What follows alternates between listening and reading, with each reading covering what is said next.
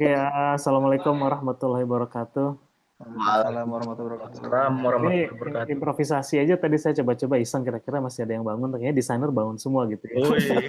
Inspirasinya pagi hari. Jam segini masih pagi. Iya.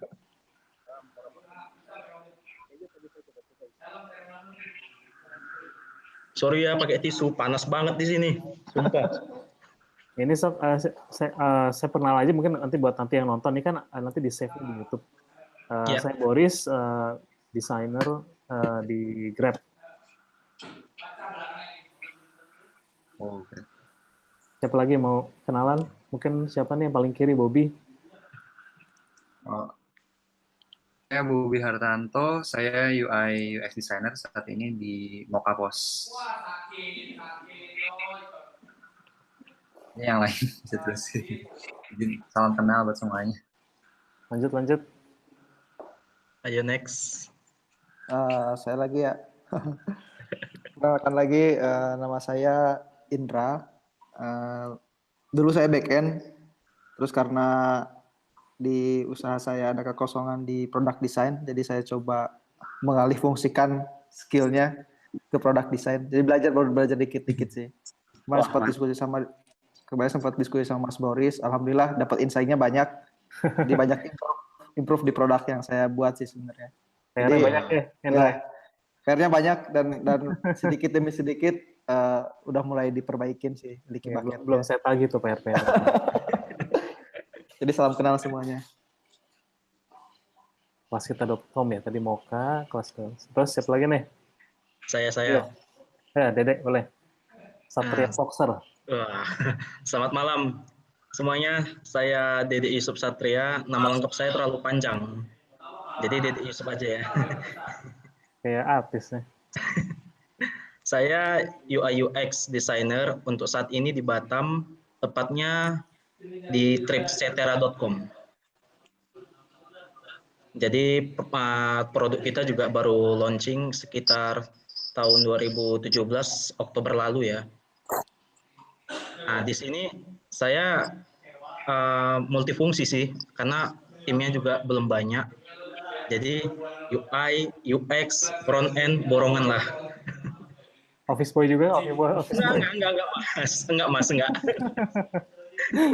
Itu aja mas. Thank you. Next. Gil. Ya. Agil Baka, ini terkenal namanya Agil Baka, sering mati lihat di biasa. Ini perkenalan. Iya dong. Iya. Biar nanti yang nonton pada kenal gitu kan. Iya. Numpang backend juga. Ya, pengalaman saya agak Baka sih sebenarnya. Tapi nama aslinya Devi Kristianti. Ya, kerjanya di kantor sih, yang benarnya web. Ya, karena di kantor menerapkan UX, jadi merangkap sekali UX juga, UI juga, dan front-end juga. Siapa lagi? Ayo. Terakhir ya Bang. Oh ya, perkenalin kayaknya paling muda kayaknya. Nama JR paling muda. Saya paling muda. Ya, soalnya masih kuliah sendiri ini. Sama saya juga kuliah. Oh, kuliah juga. Oh, iya masih belajar gitulah. Kemarin sih mau ngambil UX, cuma kebetulan dosennya lagi kuliah juga, jadi ya belajar sendiri aja, paling dari internet sih gitu aja. Ya butuh ya mohon bimbingannya aja. Udah gitu aja sih Bang, ya di Bandung udah itu aja. Oke. Semangat. Ya udah. Ya. Ya, paling saya ini buat awal aja karena kayaknya kelihatannya grupnya sepi gitu ya, grup UXID ya. Iya. Jadi saya bilang buat mulai aja diskusi paling nggak ada yang bisa ditonton sama anak-anak gitu. Benar mas. Mungkin buat sekarang kita ini aja 30 menit aja gitu karena udah malam juga, kalau di saya udah hampir jam 12 malam nih. Iya. Mungkin nggak tahu siapa yang mau apa gitu, angkat topik apa atau kasih pertanyaan, nanti yang lain mungkin bisa sharing gitu aja kali ya. Mungkin yang mahasiswa dulu kali. Nah, boleh. Yang mahasiswa nanya dulu. Tapi pertanyaannya biar para banget, nggak apa-apa kan? seniornya bisa jawab. Ya paling sih Bang, kalau gue mah pertanyaan standar apa ya? Ya paling harus paling mulai dari mana gitu kasarnya. Maksudnya emang bener-bener kalau di kampus gue emang kurang UX-nya, jadi paling belajar sendiri gitu. Cuma gitu aja sih Bang, kalau gue mah gitu aja.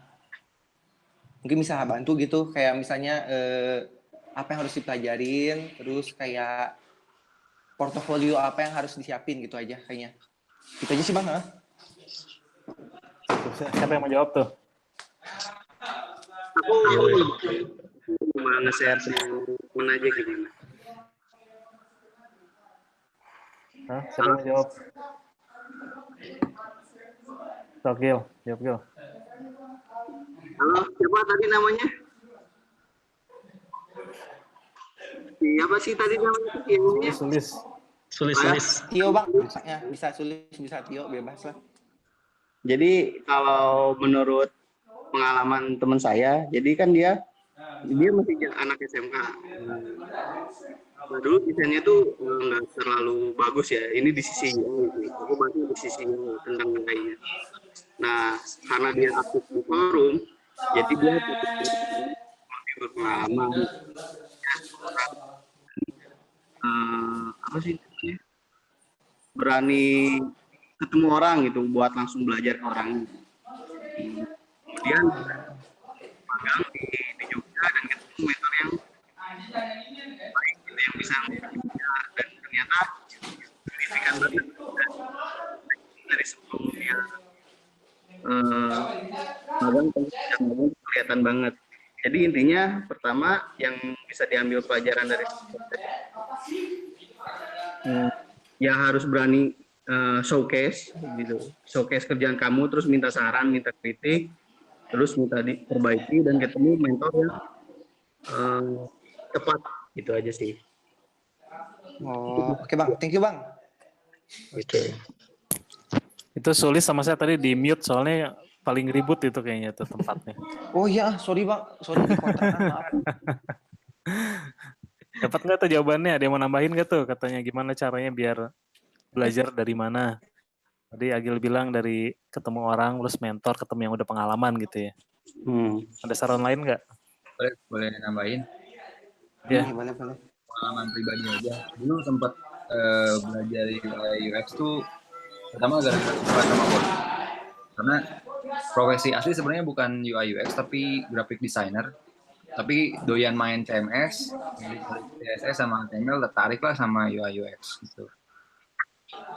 Nah, di situ saya mulai ngerasa jago. Terus saya coba ngetes apply ke perusahaan yang udah ada UI UX-nya.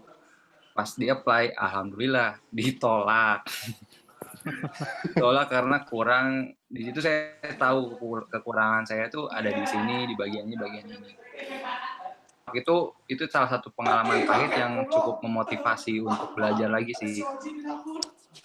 Ada tim interview yang mungkin lebih ahli buat ngukur seberapa ke dalam sih pengetahuan saya di UX gitu kan. Tahu kurangnya apa dari course online. Nah, online karena mikirnya paling di Udemy murah kan, ada courtingan juga. Terus kenalan lah di Udemy ada beberapa course yang ngajarin UI yang basic banget lah, UX gitu. Itu terus belajar sih, belum merasa cukup sih, masih banyak yang perlu dipelajarin. Terus ada juga course offline yang tapi lumayan harganya sih, itu course offline gitu, yang sering diposting di UX Indo tuh, lumayan mahal soalnya. Nah udah gitu, habis itu apa ya, sekarang lebih kayak baca-baca buku tentang UX, ada About Face sama Don't Make Meeting. Terus yang lagi dicoba ini join forum, coba pengen belajar langsung sama mentor-mentor yang lebih ahli lah. Dan teman-teman di sini juga, siapa tahu bisa belajar dari sini. Kalau Bobby base-nya di mana ya? Kenapa? Base-nya di mana? Base-nya di mana? Jakarta. Oh, oke. Jakarta. Sulis dapat ya, Sulis tuh dapat itunya referensinya di Udemy ya, sama ada buku-buku yang bisa dibaca tadi. Oh, Saya juga baca buku itu tadi sih yang dibilang sama Bobby tuh, Face sama apa tadi, Don't Make Meeting ya?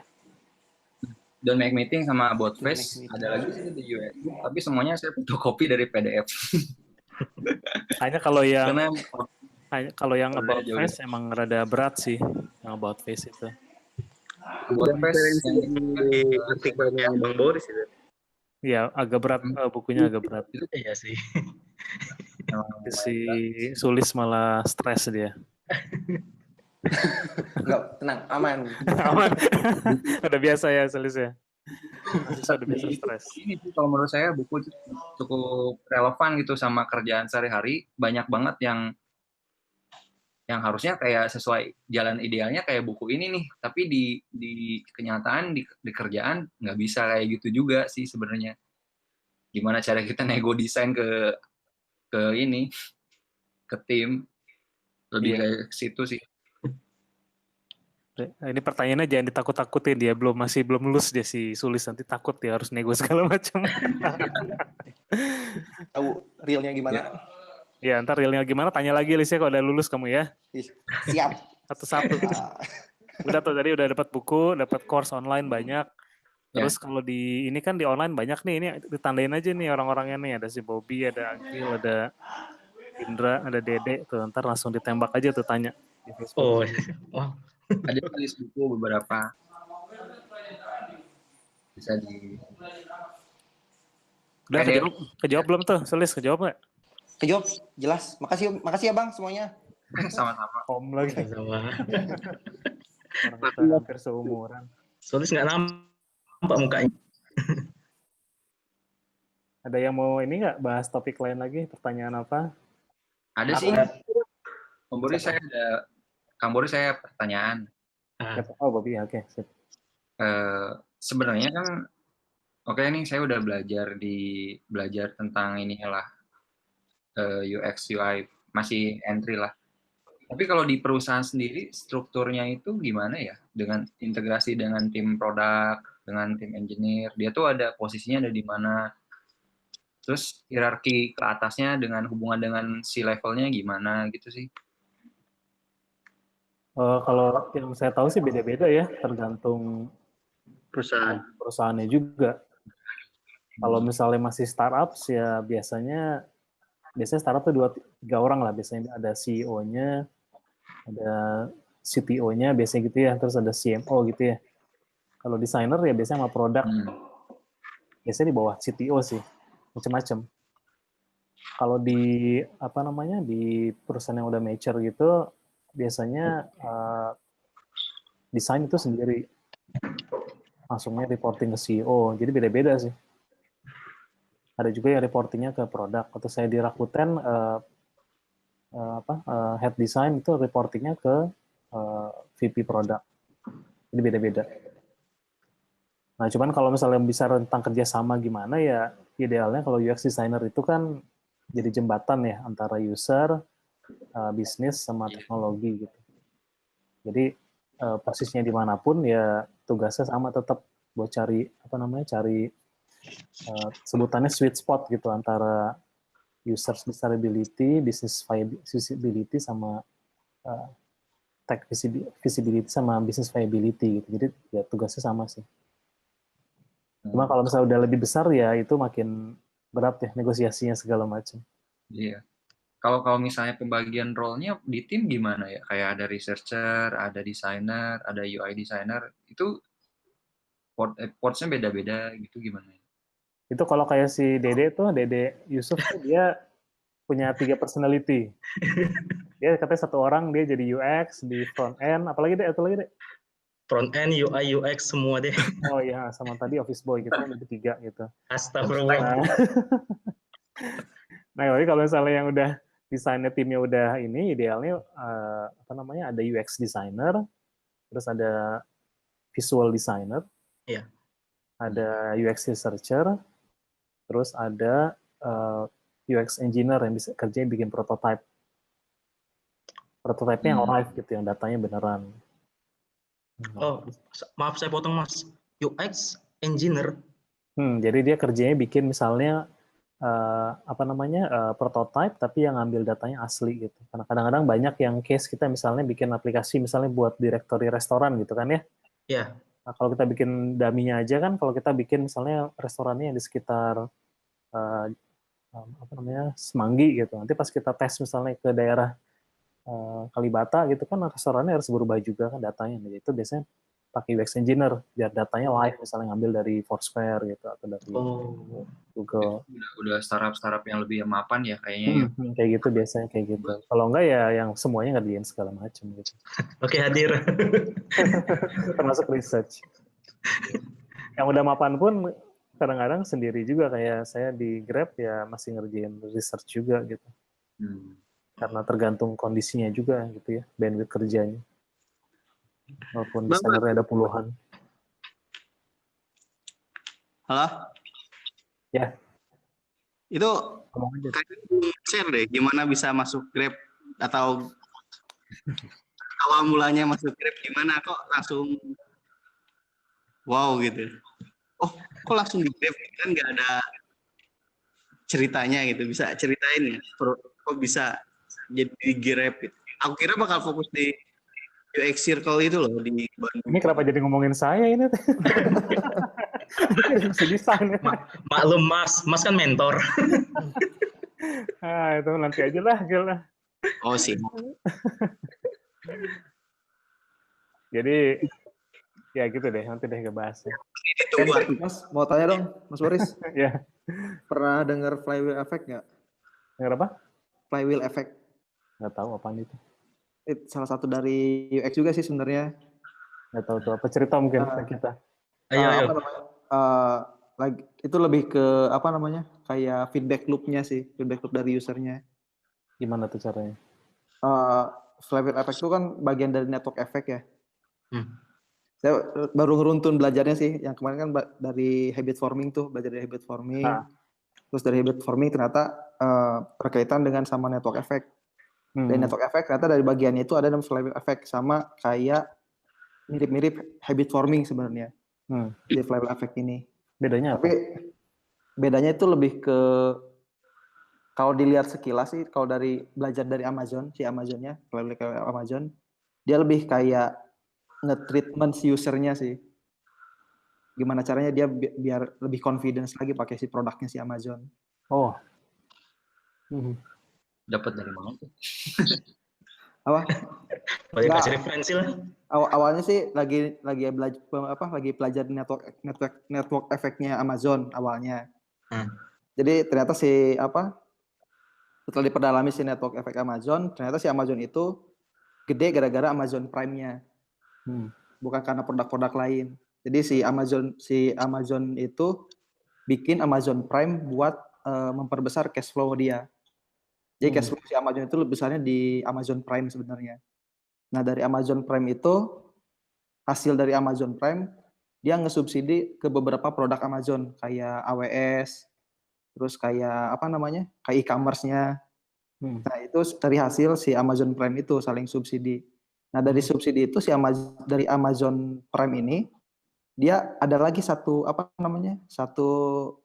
metode yang namanya flywheel effect. Nah, saya kurang belum perdalam sih. Siapa tuh Bang Boris tahu gitu flywheel effect, dia bisa jelasin. Saya mungkin baca lagi. Apa itu ini flywheel? Flywheel effect, flywheel. Okay. Roda terbang. Nah, flywheel effect. Jadi lebih ke feedbacknya si customer gitu ya? Intinya sih kalau misalnya dilihat dari skemanya itu, flywheel effect itu tujuannya buat nge-treatment si user sih, supaya lebih confidence. Kayak misalkan si Amazon ngasih layanan yang free streaming. Salah satu contohnya sih sebenarnya dari benefit flywheel effect itu. Itu dipakai juga sama AliExpress kalau nggak salah si flywheel effect itu. Saya coba biar yang lain nonton saya sambil share screen saya. Saya lagi search flywheel effect. Flywheel effect ya. Tuh, nggak tahu apa nih maksudnya. Ntar banyak jadi search ini ya. Yang lain yang mau search. PR, oke. Drive innovation, PR ya. Iya. Nanti mungkin bisa topik yang keberapa kita ngomong khusus ini gitu. Pokoknya tentang driving innovation gitu ya. Wah, asik. Wah, mantep Mbak. Oke. Ada sih skemanya tuh si Amazon dari apa namanya? Dari si network efeknya dulu sih. Tapi buat bikin si network ini stabil itu ada si flywheel effect ini buat bikin si network effect itu tetap stabil. Oke. Sip, jadi PR buat yang lain. Dek, kamu kayak mau nanya tadi, Dek? Hah? Kamu kayak mau nanya tadi. Saya cuma mau nanya ini, Mas. Jadi ini dari Medan nih, Horas. Oh ya, Horas. Nah, saya cuma mau nanya, seberapa penting timer itu ketika kita melakukan prototyping, Mas? Timer. Iya. Jadi kan waktu kita di GNB kemarin, itu kita kan Mas kasih waktu, ayo prototyping gitu kan. Nah, timer itu seberapa penting gitu? Penting lah timer itu karena buat kasih pressure kan. Iya. Terus maksimal per sketch itu berapa lama gitu? 1 menit. 1 menit. Jadi ini buat konteks yang lain, kalau misalnya yang lain nggak ngerti. Jadi startup yang sebelumnya Dede join itu masuk di salah satu accelerator yang dari Jepang sama dari Silicon Valley ya. Ya deh ya. Iya Mas. GNB gitu. Nah kemarin sempat yang batch keberapa tuh saya mentorin semua gitu. Jadi kita tadi sekarang beralih ke topik namanya design sprint ya. Biar yang lain nggak hilang konteks. Betul. Balik lagi. Ya, kembali lagi. Sprint. Ya jadi kalau pas sketching itu kan idenya apa namanya muncul ide sebanyak-banyaknya. Iya betul. Iya jadi ya memang harus waktunya yang pakai Crazy 8. Nanti bisa teman-teman lain cari ya di search design sprint Crazy 8. Jadi intinya muncul 8 konsep yang beda dalam waktu 8 menit. Jadi 1 menit 1 konsep yang berbeda. Gitu. Jadi kalau misalnya di tim ada 6 orang, idealnya ada 6 kali 8 ide. Jadi ada 48 ide baru. Gitu deh. Jadi timer penting banget ya. Kalau enggak, nanti text time, terus gambar pas sketching terlalu detail, segala macam. Padahal, tujuan dari yang Crazy 8 itu buat muncul ide sebanyak-banyaknya. Gitu. Jadi nggak boleh lama-lama. Udah gitu spidolnya juga harus yang agak tebal, jadi nggak terlalu detail. Gitu. Iya. Jadi sketch storming namanya. Terus kenapa Mas patahkan desain sprint 5 hari jadi 2 hari? Ya, ngomongnya saya aja. Saya kan sprint master. Kalau Google Expert boleh. Oh gitu ya. Yang lain masih 5 hari. Kalau Google Expert boleh 2 hari. Ya, sebenarnya ini challenge-nya kalau misalnya udah ada yang baca bukunya itu belum yang desain sprint yang warna biru dari Jack Knapp. PDF-nya? PDF-nya. Kalau saya bilang buku ntar nggak PDF. Jadi ya itu kan 5 hari gitu. Nah, 5 hari itu kan idealnya buat kita bisa tes atau validate ide bisnis gitu, ide atau design solution. Nah kalau pas saya ngerjain 5 hari itu kelamaan, orang itu keburu orang sibuk lah, nggak cukup. Jadi kalau yang saya propose-nya 2-3 hari gitu. 3 hari lah, paling optimal 3 hari, termasuk testing ke user. 3 hari deh. 3 hari ya Bang. Berarti ada beberapa step yang digabungin 1 hari gitu ya? Jadi ada 3 milestones kalau design sprint. Yang pertama itu yang namanya understanding gitu. Understanding sama define itu digabung 1 hari. Ya. Terus buat yang sketching sama memutuskan mau yang mana itu sehari juga. Bukan sehari, setengah hari. Kemudian yang hari kedua setengahnya setelah makan siang itu full prototyping. Jadi prototypingnya cuma kasih waktu 4-5 jam. Hari ketiganya udah langsung tes sama user. Gitu.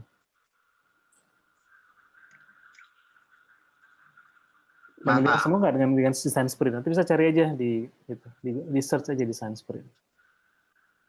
Yang dites sama user udah bentuk prototype HTML misalnya nih, kalau web HTML atau cuma Marvel doang? Tergantung timnya mampunya bikin apa dalam waktu 4 jam. Kalau timnya udah jago banget, biasanya malah cepetan bikin pakai HTML daripada bikin pakai Marvel atau pakai, kalau saya pakai Keynote gitu kan biasanya, atau pakai Protopie namanya. Jadi beda-beda. Yang penting intinya dalam 4 jam harus beres gitu, 4-5 jam.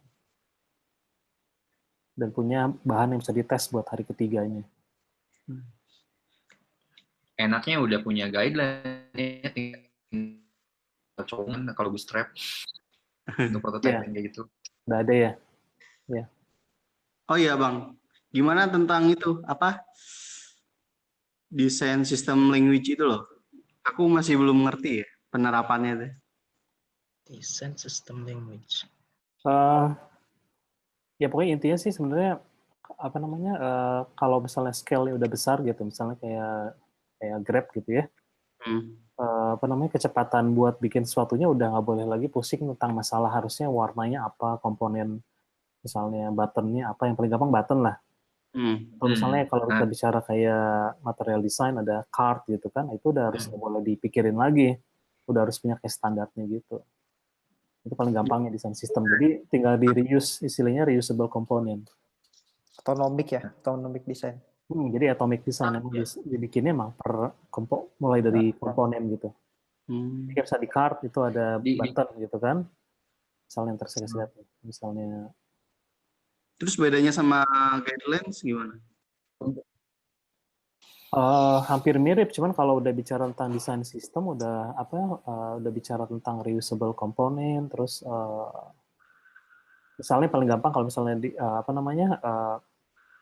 pada pakai Sketch nggak? Pakai apa? Ada pakai Sketch ya? Sketch app. Ya. Nah, itu kan udah bisa yang cloud library itu. Oh iya benar. Nah, itu udah bukan kayak desain guideline lagi itu. Udah benar-benar harus ada yang maintain style-nya, terus yang update siapa, itu udah jadi sistem gitu. Jadi udah lebih dari guideline. Ada pertanyaan nih masalah yang tadi. Nah, sebenarnya di tempat kerja sekarang tuh saya lagi nge-push untuk bikin guideline atau style tertentu nih ya. Cuman masalahnya untuk bikin ini tuh butuh satu sprint khusus dari tim engineer gitu. Buat nyamain sama yang guideline yang saya buat, karena dirasa yang sekarang itu kurang ini, misalnya kurang sesuai lah. Nah, itu tiap kali kita propose pasti bakalan ada pertanyaan, ini resource-nya enakan untuk dibuat produk ke depan atau ngebenerin ke belakang, istilahnya kayak gitu. Pasti selalu mentok kayak gitu. Nah, gimana supaya naikin level prioritasnya buat sampai dieksekusi ya? Maaf, jadi curhat. Ada yang baru join. Hai Laki. Laki apa Luki?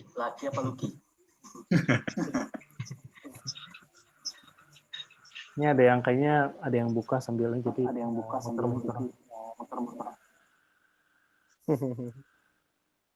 Bentar saya mute dulu. Tadi gimana pertanyaannya gimana supaya itu harus ini ya?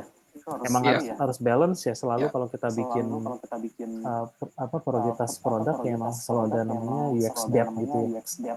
Utang UX biasanya kayak gitu. Bukan cuma utang UX aja sih, tech juga punya debt juga, punya utang juga tech gitu kan.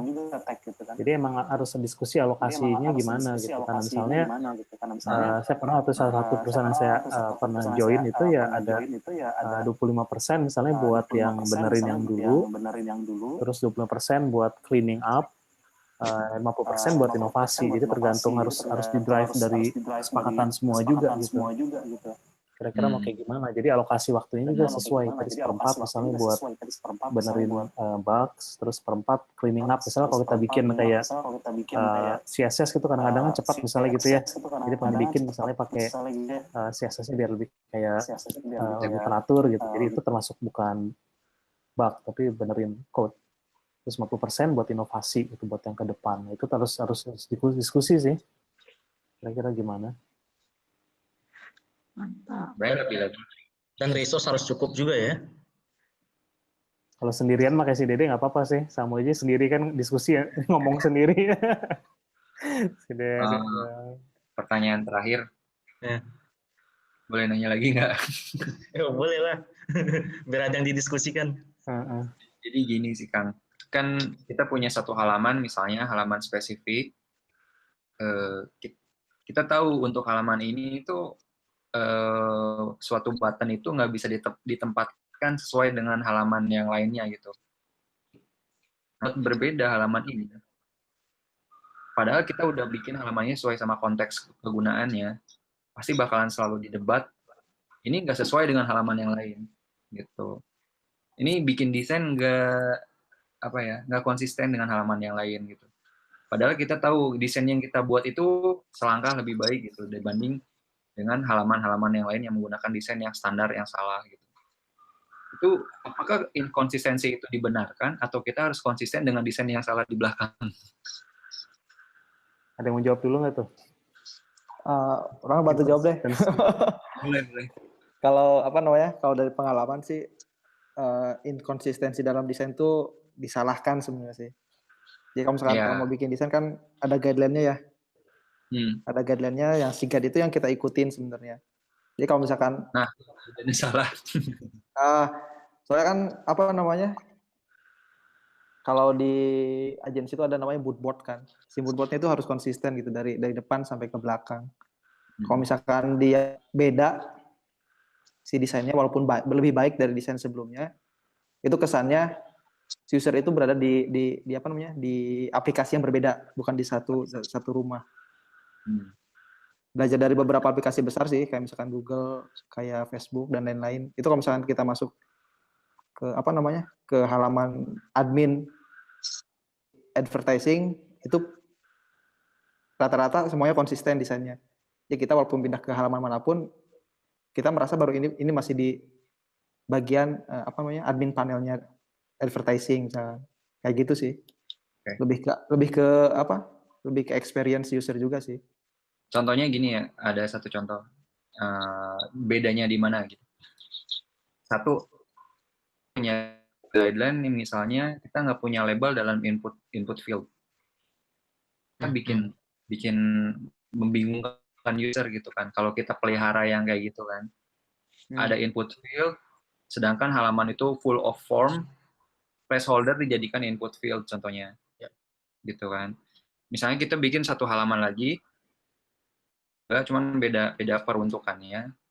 Kita akan improve, tambahin label di dalam input field itu, pasti bakalan agak sedikit diperdebatkan karena halaman yang lain nggak ada labelnya. Padahal di halaman itu kita ningkatin user experience-nya lebih jelas dengan cara kita nambahin label. Hal-hal yang seperti itu apakah emang kita harus ikut ke belakang sesuai dengan yang saat ini dikerjakan meskipun salah, atau kita boleh berimprovisasi untuk hal sekecil itu gitu? Oke, saya bantu jawab ya. Boleh. Nah, jadi pengalaman saya kan masuk ke Kota Batam ini kan pertama kali itu desain di bagian webnya itu memang style old banget gitu, style jadul banget. Jadi saya nggak tetap kukuh dengan apa yang saya mau improve gitu. Jadi gimana saya meyakinkan mereka? Saya fokus di mockup dulu. Saya nggak mau improve langsung ke code. Saya fokus di mockup dulu. Saya tunjukkan sama manajer saya, ini loh yang mau saya buat. Ini page-page yang lain yang akan saya buat. Gimana menurut Bapak? Kalau ada yang mau ditambahkan silakan. Tapi ini improve dari saya, gitu. Jadi saya lebih ke mockupnya dulu, nggak langsung improve ke code. Jadi tetap aja tampilan yang lama itu masih terpelihara dengan persetujuan mockup ini dulu. Kalau udah disetujui, baru kita launch. Dan launch-nya nggak langsung live. Kita dites dulu di webnya tes dulu. Kita kan ada webnya tes gitu. Nah, jadi kita tetap bersikuku improve, tapi dengan mockup dulu untuk meyakinkan sama manajer ini loh yang mau ku improve gitu. Kalau Bobby, kalau buat tahu orang mana Bobby? Bandung. Asli, Bandung. Kalau si Dede orang Medan, dia boleh dia ngotot gitu. Ya, sebenarnya Mockup itu udah selesai, mockupnya udah saya kerjain, Iya, iya. alasan-alasan fundamental analisisnya udah saya ungkapkan, tapi tetap resource-nya tidak tersedia, saudara-saudara. Jadi ya kita dengan yang saat ini di-define oleh founder saya. Ya, semoga manajernya nonton aja video. Di-share, nanti di-share ya. Jadi kalau saya mau nambahin nih, Bobby, buat dari yang tadi dari Indra sama dari Dede, emang jadi kan ini tadi bener yang dibilangin sama Indra juga bahwa semua harus konsisten, tapi dia kelihatannya mungkin Indra loh fokusnya di yang visual ya. Kalau secara visual emang semua harus sama. Itu kita setuju semua gitu ya, nggak boleh beda-beda. Nah, nanti orang ngerasa pindah halaman gitu kan. Kalau dari level yang tadi yang si Dede bilang itu buat ngebuktiin kalau dia mungkin Batak, jadi orang ngotot pun orang ini kayak orang Batak gitu, mending ikutin aja gitu kan. Nah tapi kalau kita yang kayak saya gitu kan, orang Bandung juga gitu, ditambah yang mockup yang dari si Dede saranin itu ya, kalau yang paling objektif ya bawa ke user gitu ya. Oh iya, Jadi iya betul, kita betul. tes ke user, lihat dengan dua hal ini kira-kira mana yang orang lebih ngerti gitu. Nah, itu pertama. Jadi kalau kita bicara research atau data, itu kan ada yang namanya kualitatif. Kualitatif itu kayak tadi usability testing, tanya pendapat. Kalau mau kuantitatif, kalau misalnya emang bisa dites kayak misalnya A/B testing, coba aja dilihat gitu ya. Mana halaman, misalnya button, paling gampang button deh. Misalnya kita bilang buttonnya pengen dipindahin ke atas, atau misalnya buttonnya tetap di bawah gitu kan. Itu bisa dites dengan gampang gitu, cenderung gampang dengan A/B testing. Nanti dilihat mana yang kira-kira misalnya kliknya paling banyak atau conversionnya paling tinggi misalnya gitu. Paling sering sih saya ukur dari task time-nya sih. Kalau task time agak susah, soalnya antara orang ada yang lambat, ada yang cepat gitu kan. Kecuali dia task yang emang butuh waktu yang harus cepat. Kalau misalnya task time agak susah, karena orang kadang-kadang ada yang dia slowly gitu, tapi dia bisa complete journey-nya gitu kan. Nah, jadi task time agak mungkin nggak terlalu kritikal kalau buat yang kayak isi form gitu. Soalnya kita kan nggak ngetes user gitu. Oh kamu harus selesai dalam 10 menit kan, nggak kayak gitu. Mungkin lebih ke completion aja gitu. Kalau task time nanti susah, nanti ada orang yang lebih istilahnya lebih tech savvy, dia cepat, tapi orang agak nggak tech savvy, tapi misalnya ternyata banyak di user kita, task time jadi rendah, tapi dia tetap bisa komplit gitu, ngerti interface-nya segala macam. Nah, itu mungkin bisa dilihat juga. Task time pernah ngebuktiin suatu hal yang signifikan sih, karena ketika orang yang kita coba, dia langsung kebingungan dan gak selesai sama sekali formnya. Nah, itu bisa jadi bukti juga tuh, kayak gitu. Emang kalau misalnya kita convince, terutama buat sesuatu diimplementasikan, emang butuh kayak apa ya, kayak pengacara gitu ya. Jadi datanya gitu harus banyak gitu, nggak bisa cuman menurut saya gitu. Apalagi bilang, oh kayaknya menurut buku ini ya itu susah gitu. Jadi harus emang ada buktinya dibawa gitu, usernya seperti apa. Apalagi kalau ada numbers-nya lebih bagus lagi. Gitu ya, gitu dulu. Biar dipikir dulu. Ngomong gampang gitu ya. Nggak, tapi saya nanti bisa share lagi. Kalau saya udah banyak soalnya berhasil push design gitu, base-nya emang based on experimentation gitu sama data, kualitatif, kuantitatif. Itu yang paling objektif. Apalagi kalau udah berhadapan sama yang misalnya VP atau yang udah lebih tinggi, susah kalau kita mau cuman preference aja. Pasti lebih menang yang mereka gitu. Iya benar. Iya, iya. Rambut saya kok aneh, kenapa ya? Pertanyaan terakhir sebelum kita selesai nih, udah jam 12:30 di sini nih. 1:30 ya? Oh iya. Nanti kita coba lihat gimana orang-orang nonton apa enggak, tertarik, nanti kita coba lagi bikin yang lain, chit-chat lagi. Iya. Mungkin pertanyaan terakhir, yang apa? Ini topik yang mau dibahas. Ini siapa yang belum nanya? Ayo. Wah, saya besok kebagian 15 menit nih besok. Ya, tadi saya sedia ini, minggu ini saya sedia slot 4 slot buat diskusi. Besok ya, Gil ya? Iya. Kalau yang itu private ya, nggak bakal dipublish. Jadi boleh curhat-curhatan juga. Apalagi yang mau dibahas kira-kira? Ya buat kedepannya gimana nih buat UI apa? Ya UI UX Indo ini. UX Indo ya, UX ID lah. Buat UX ID. Wah, jangan tanya saya, tanya yang pengurus di sana. Saya mah cuma penggembira aja. Ini masa bikin biar rame aja sih. Ya maunya ada ya apa ya? Ada saling share lah gitu. Share ilmunya diperbanyak gitu nih kosong kali gitu kan. Ya Kayak kamu tadi yang share lah, Dek. iya. Kau lah. Enggak kan kayak tadi Kau lah share. Mas Bobby ada buku-buku mungkin yang bisa di-share. Mungkin itu bisa di-share di grup, nggak ada masalah kan. Terus kalau ada Share namanya, judulnya aja lah ya, jangan share PDF-nya ya. ya jangan judulnya aja. Bukannya nggak mau share sih, tapi di sana banyak yang lebih jago gitu kan. Masa yang baru belajar nge-share. Nah, itu tuh. Itu yang jadi apa namanya salah satunya kenapa komunitasnya agak mandek gitu kelihatannya gitu kan. Ya mungkin banyak yang ngerasa kayak gitu juga. Ramai loh Mas.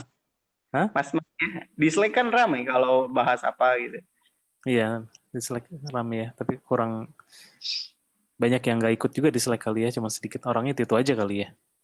Ya itu aja. Tapi ya banyak insight-nya. Tapi ini siapa tadi Bobby jangan ini Bob share aja, soalnya kadang-kadang kita kira orang nggak tahu, taunya kayak tadi kan ada orang kayak Sulis gitu ya.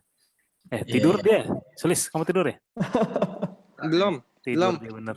Takut berisik makanya di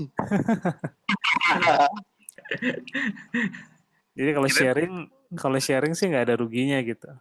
Kalau misalnya kayak saya yang mungkin udah tahu bukunya pasti saya bilang oh ya saya udah tahu gitu. Atau mungkin kayak pengingat oh ya benernya ada buku Don't Make Me Think. Tapi buat orang yang nggak pernah tahu ada buku itu dia jadi kebantu gitu loh. Jadi jangan takut buat nge-share. Yang dianggap udah jago mungkin sibuk dengan dirinya masing-masing jadi nggak sempat nge-share. Jadi kasihan yang baru mau mulai. Kayak tadi kan ilmu dari Mas Asep itu bisa di-share itu besok. Indra.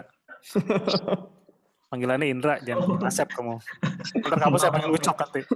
Ada Ucok, Asep. Ampun Mas. Ya sih, ya, apa itu dapat karena pengen memperdalam produk kan sebenarnya. Kan di saya kan timnya cuma dikit, cuma ada berapa ya? Ada 1, 2, 3, 4, 5, 6. Banyak. Ada 6 orang. Jadi saya back end iya, produk iya, bisnis iya gitu. Jadi sekarang udah hire 2 orang buat ngurusin bisnis. Jadi saya ada 2 fokus sih, back end sama produk. Ya pas mikirin produk itu belajar dari apa namanya? Dari marketplace, dari e-commerce kayak gitu. Ternyata mereka yang gede-gede yang startup gede itu nerapin namanya network effect. Kenapa sih cash flow-nya bisa stabil dan lain-lain? Karena mereka ada sumber uang yang alirannya itu stabil gitu. Jadi kayak di Amazon itu kan hampir 60% mereka berlangganan Amazon Prime. Nah, kita dari $10 aja udah kelihatan misalkan kalau misalkan 60% itu totalnya ada 2 juta members, berarti kali $10 udah berapa gitu cash flow per bulannya. Dari situ kita belajar sih. Makanya saya coba belajar buat nerapin network effect, apa yang bisa diterapin di produk yang saya buat. Jadi supaya ada cash flow yang stabil gitu.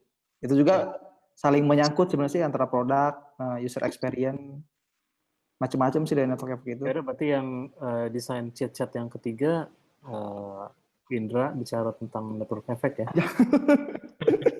Presentasi 10 menit aja gitu atau 5 menit terus diskusi gitu. Gimana? Itu boleh. Setuju.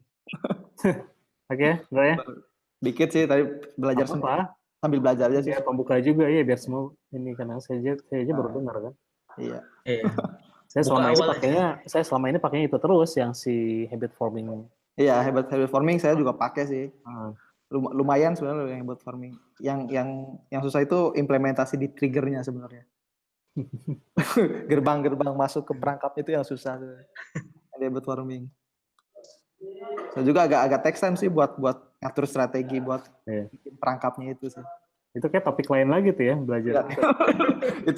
itu satu step aja yang trigger itu yang eksternal internal udah lumayan banyak sih pembahasannya. Iya, dari mulai bisa dari mana ya, dari Facebook, dari apa gitu, dari sosial media ya. Soalnya kan yang susah itu nyiptain produk itu kayak vitamin sebenarnya kan. Bukan painkiller. Painkillernya kan di belakang sebenarnya. Gimana caranya si produk itu jadi vitamin dulu. Painkillernya di belakang. Baru kerasanya setelah kayak Instagram misalkan mereka nggak tahu apa namanya benefit buat mereka apa. Yang penting jadi vitamin aja, guna tiap hari bangun tidur, ke Instagram, scroll story kayak gitu kan. Kamu nyindir saya ya? Enggak, masalah contoh aja. Saya juga kan pas baca habit forming itu, oh iya ya ternyata Instagram bisa kayak gitu, kayak Facebook misalkan. Saya dari mulai lari pagi. Ya lari pagi kayak gitu. Dari pagi sampai sholat tadi malam kan? Iya, selalu malam semua lengkap semua. Soalnya kan itu bagi-bagi user Iya. kayak udah biasa aja gitu, vitamin yang nggak bisa dapat. Tapi kan setelah ada yang tahu, misalkan tadi yang banyak kepoin Mas Boris, berarti painkillernya buat user si audiensnya tahu kegiatan Mas Boris kayak gimana gitu. Itu si Dede tuh stalker saya. Mas Boris minum Terus sih ngomongin produk tuh kayaknya nggak kelar gitu. Kita bikin topik aja deh. Jadi next yang ketiga itu ya, apa namanya, flywheel, network effect. Setuju. Nanti kita diskusi lagi kapan kira-kira dibikinnya. Ya lama-lama tapi kalau sesuatu yang makin lama direncanain malah nggak jadi. Ini saya tiba-tiba tadi udahlah bikin aja gitu. Besok. Jam ada jadwal itu tuh sama si Agil sama siapa, ada 2. Nanti kita lihat lah.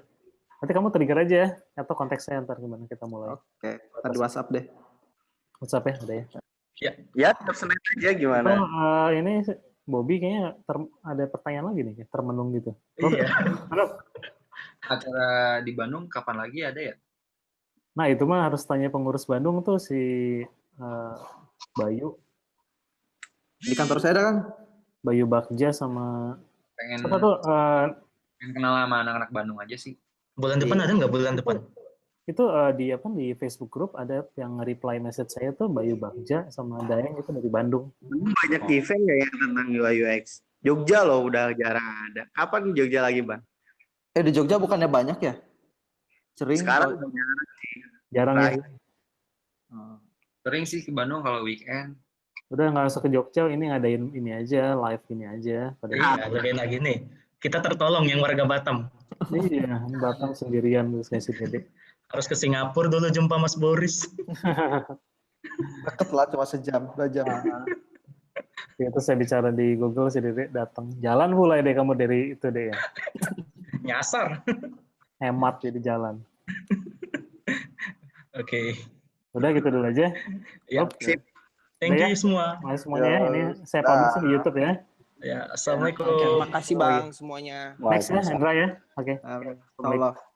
Ya, assalamualaikum warahmatullahi wabarakatuh. Waalaikumsalam. Warahmatullahi wabarakatuh.